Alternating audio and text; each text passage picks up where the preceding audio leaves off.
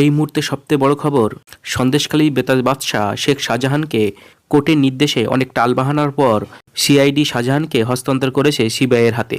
আজ সকালে সিবিআই কর্তারা শেখ শাহজাহানকে পালা করে জিজ্ঞাসাবাদ করছে। সমগ্র জিজ্ঞাসাবাদ রেকর্ড করছে সিবিআই কর্তারা। তারা যে প্রশ্ন করছে সেই প্রশ্নে কুপকাত শেখ শাহজাহান। ইতিমধ্যেই সিবিআইয়ের এক অফিসার সূত্রে দাবি, শেখ শাহজাহানকে জেরা করছে সিবিআই আধিকারিকরা।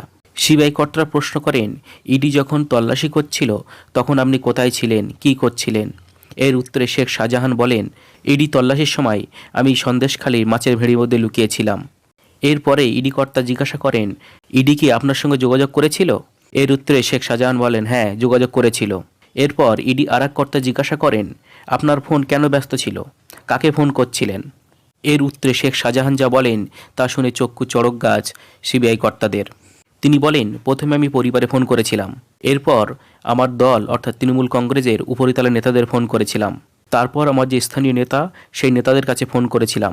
ইডি কি করছে না করছে সব কিছু জানার জন্য আমার যে এলাকার যে নেতারা আছে তাদেরকে আমি ফোন করেছিলাম, এজন্যই ফোন ব্যস্ত ছিল। এরপর সিবিআই আধিকারিকদের আর এক অফিসার প্রশ্ন করেন, এত কম সময়ের মধ্যে আপনার বাড়ির পাশাপাশি এত মানুষ কিভাবে জড়ো হলো, কার নির্দেশে এত মানুষ জড়ো হলো? এর উত্তরে সন্দেশখালীর শেখ শাহজাহান বলেন, আমাকে সন্দেশখালীর মানুষ ভালোবাসে, তাই আমাকে বাঁচাতে সন্দেশখালীর মানুষ ছুটে এসেছিল।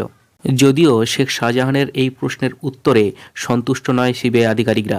এরপর সিবিআই আধিকারিকরা শেখ শাহজাহানকে প্রশ্ন করেন, আপনি কি ইডি আধিকারিকদের উপরে হামলার নির্দেশ দিয়েছিলেন? এর উত্তরে শেখ শাহজাহান জানায়, আমি কোনো হামলার নির্দেশ দিইনি। সন্দেশখালীর মানুষজন আমার খুব ভালোবাসে, এই কারণে আমাকে বাঁচাতেই এমন কাণ্ড করে ফেলেছে।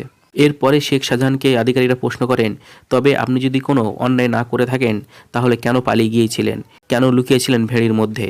এর উত্তরে শেখ শাহজাহান বলেন, আমি ভয় পেয়ে গিয়েছিলাম, এই কারণে আমি লুকিয়েছিলাম। এরপরে সিবিআই আধিকারিকরা শাহজাহানকে আরও প্রশ্ন করেন, এতদিন আপনি কোথায় কিভাবে ছিলেন? এর উত্তরে শেখ শাহজাহান বলেন, প্রথমে আমি সন্দেশখালীর মধ্যে ছিলাম, তারপরে আমার ঘনিষ্ঠ শিবু হাজরার বিভিন্ন আত্মীয়দের বাড়িতে ছিলাম। এরপর সিবিআই আধিকারিক শেখ শাহজাহানকে প্রশ্ন করেন, আপনার কি কি ব্যবসা আছে?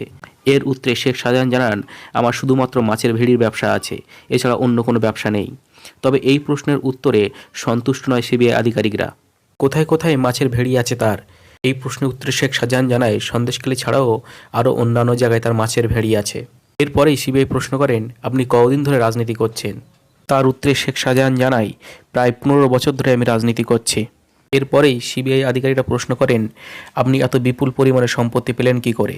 তার উত্তরে শেখ শাহজাহান জানায়, এই যে সম্পত্তি পেয়েছি সব আমি উত্তরাধিকার সূত্রে, পূর্বপুরুষ থেকে এই সম্পত্তি আমার আছে। ওদিকে সন্দেশখালী মানুষের অভিযোগ, শেখ শাহজাহান জোর করে 70 বিঘের বেশি জমি দখল করে নিয়েছে। এরপর সিবিআই আধিকারিক প্রশ্ন করেন, এত বিপুল পরিমাণে টাকা কোথায় রাখতেন, অন্য কোনো অ্যাকাউন্টে না অন্য কোথাও? এর উত্তরে শাহজাহান জানায়, বেশিরভাগটাই পার্টি ফান্ডে দিয়ে দিতে হতো। এই প্রশ্নের উত্তর শুনেই সিবিআই আধিকারিকরা স্তম্ভিত হয়ে যায়।